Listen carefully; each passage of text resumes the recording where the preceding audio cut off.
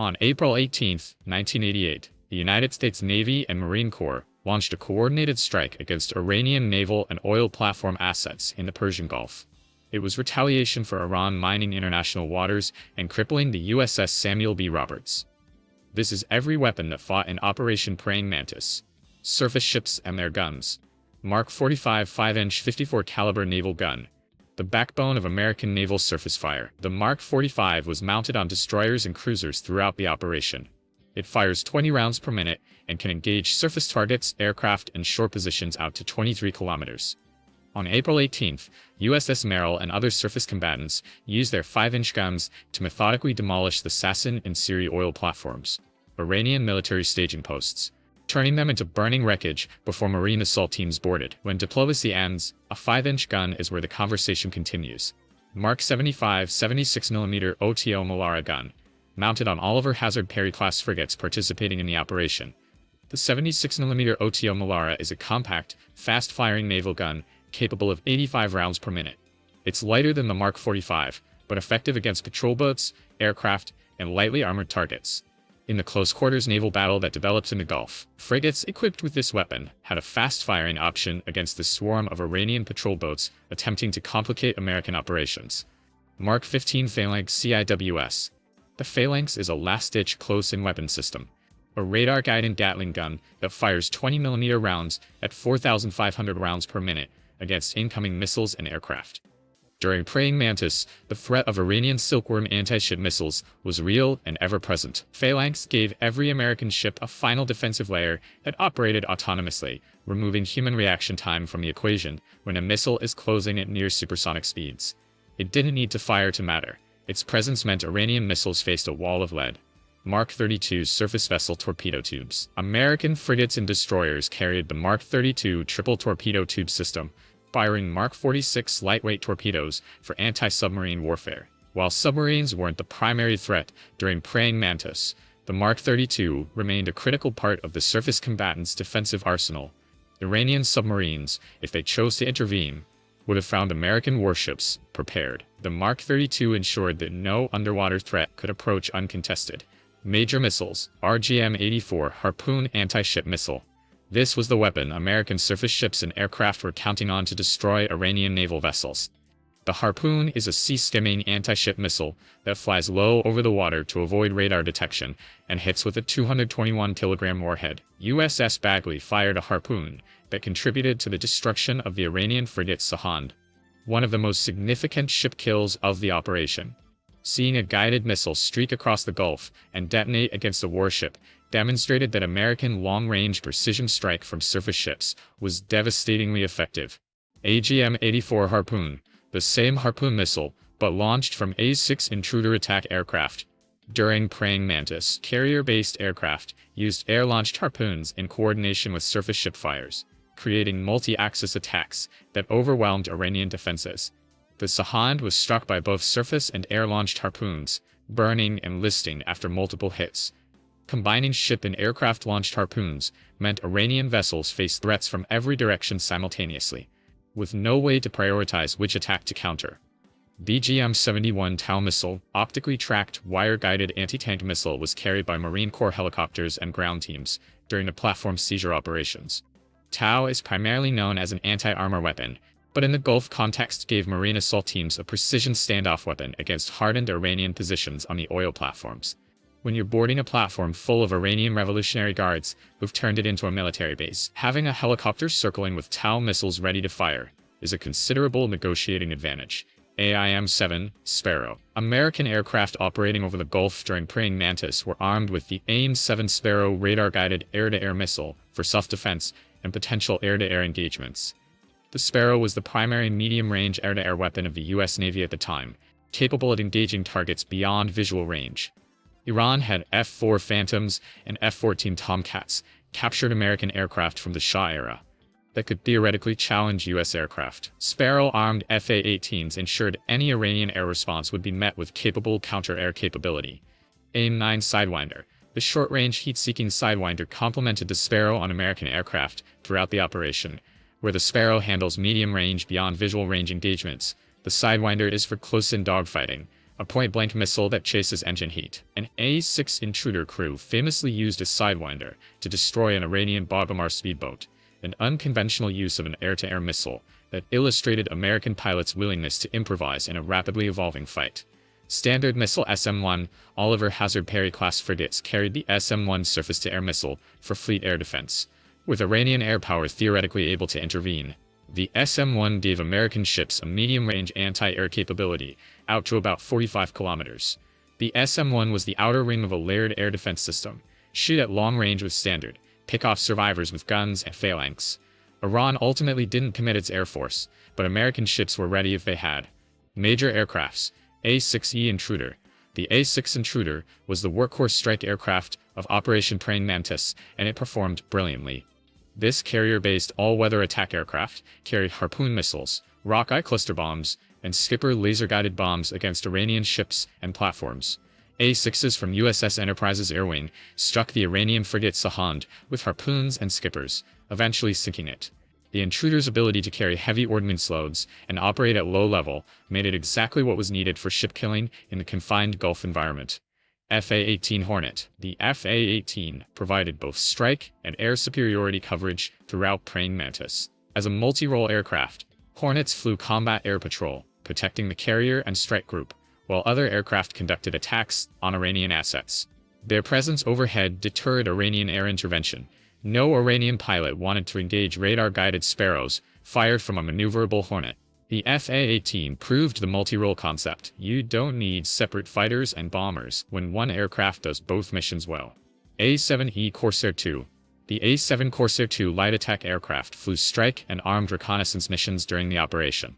Corsairs carried a mix of conventional bombs and precision weapons, adding to the striking power available to the carrier air wing. The A-7 was nearing the end of its service life in 1988. It would be retired soon after, but on April 18th, it still delivered ordnance on target, with the professionalism expected of a carrier aviation community at the peak of Cold War readiness. AH-1T SeaCobra. Marine Corps AH-1T SeaCobra attack helicopters provided fire support during the platform boarding operations.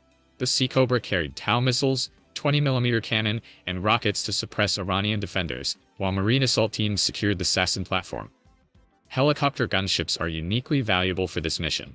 They can hover, identify specific targets, and deliver precision fires in ways that fixed-wing aircraft operating at speed simply cannot. The SeaCobra kept Iranian heads down while Marines climbed aboard. SH-60B Seahawk.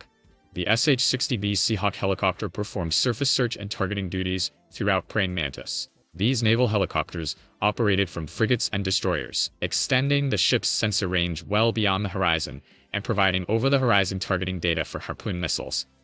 When USS Bagley fired its Harpoon at the Sahand, targeting data for that shot came from helicopter reconnaissance. Without the Seahawk in the air, long-range anti-ship missiles are blind. The helicopter made the surface-launched Harpoon possible. Bombs and unguided weapons. Mk-82 500-pound general-purpose bomb. The standard unguided 500-pound bomb appeared throughout the operation as carrier aircraft engaged Iranian platforms and vessels. Mk-82s are the bread and butter of American tactical aviation, cheap, reliable, and effective against hardened structures when you put enough of them on target. Oil platforms, even converted to military use, don't survive multiple Mk-82 hits. For targets that don't require precision-guided munitions, the Mk-82 remains one of the most cost-effective ways to destroy a military objective. CBU-59 Rockeye Cluster Bomb. The Rockeye is a cluster munition that opens mid-air and scatters hundreds of anti-armor submunitions across a wide area, devastating against ships, vehicles, and exposed personnel. A-6 Intruders used Rockeyes against Iranian naval vessels during the battle, turning the surface of target ships into killing fields of shape-charged submunitions. Against an Iranian frigate with exposed crew and equipment topside, Rockeye is brutally effective. It doesn't just hit a ship, it strips everything off the deck. AGM-45 Skipper II laser-guided bomb. The Skipper was a Mark 83 1,000-pound bomb, mated to a laser seeker and rocket motor, giving American A-6 crews a precision standoff weapon. During the attack on Sahand, Skippers allowed pilots to guide bombs accurately into the ship from a safe distance, adding to the Harpoon hits that doomed the vessel. Precision matters when you're trying to sink a specific ship without hitting neutral tankers nearby. The skipper gave American pilots that precision at a fraction of the cost of a fully developed guided missile, small arms, and marine weapons. M16A2 rifle. Marine boarding teams that seized the Sasson oil platform carried M16A2 rifles as their primary weapons. The M16A2 fires 5.56mm NATO and was the standard U.S. service rifle of 1988. When you're clearing corridors and rooms on an oil platform, reliability and accuracy matter above everything. The Marines found limited Iranian resistance at Sasson. The garrison had largely fled or surrendered, but the M16s were ready. Projecting enough force to make resistance obviously suicidal is sometimes the most effective use of a rifle. M203 grenade launcher. The M203 underbarrel grenade launcher, attached to M16 rifles, gave Marine assault teams an organic indirect fire capability at the squad level. A 40mm grenade fired from an M203 can reach around 350 meters, covering the open deck spaces of an oil platform where a rifleman might be exposed. For a boarding operation where you control the approach and want maximum flexibility in a confined environment, having grenadiers in every fire team ensures you're never without an answer to a fortified position. M60 machine gun marine assault teams and helicopter door gunners carried the M60 7.62mm general-purpose machine gun for fire support during platform operations. The M60 provides sustained automatic fire that suppresses enemy positions, allowing maneuvering elements to close with and destroy them. Door-mounted M60s gave Seahawks and SeaCobras an additional suppressive capability during the approach to Iranian platforms. The sound of an M60 firing from a helicopter overhead significantly reduces the enthusiasm of defenders below. M72 Law. The M72 light anti-armor weapon, a disposable 66mm rocket, was carried by Marine assault teams as a breaching and close-range direct-fire weapon against hardened positions. The Law is equally useful against reinforced doors, equipment rooms, and concrete structures on an oil platform. It's light enough to carry several per man, disposable after firing, and produces enough concussive force to clear a room. In a close-quarters boarding operation, having a disposable rocket is an enormous tactical advantage. Naval vessels as weapons platforms. USS Enterprise. The nuclear carrier Enterprise provided the air wing that delivered the decisive strikes of the operation. With nearly 90 aircraft embarked, Enterprise represented more combat power than most countries' entire air forces. Her air wing struck the Sahand, sank Iranian patrol craft, and provided continuous air cover over the Gulf. The carrier's nuclear propulsion meant she never needed to slow down or divert for fuel. She could steam at full speed for as long as the operation required. Enterprise wasn't just a ship, she was a mobile airbase that Iran could not ignore.